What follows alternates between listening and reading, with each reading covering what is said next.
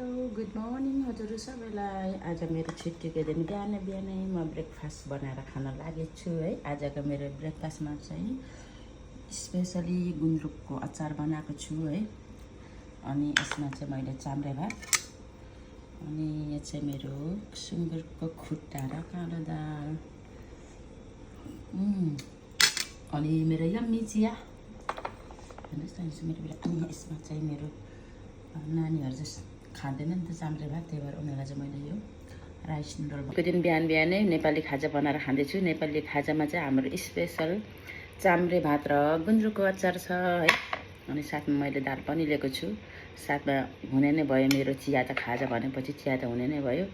ल साथीहरू सुरु गरेर चियाबाट।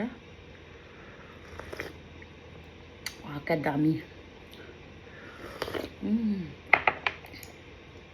ल अब चाहिँ म खाएँ ल चाम्रे भात।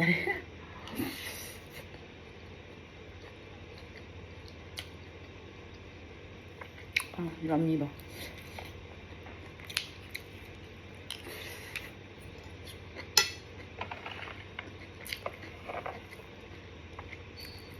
हजुरहरूलाई कसलाई मनपर्छ चाम्रे भात गुन्द्रुकको अचार कमेन्ट बक्समा कमेन्ट गर्नुहोला।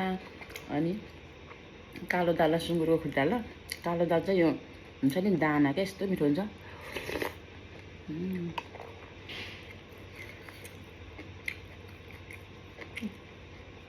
सुँगुर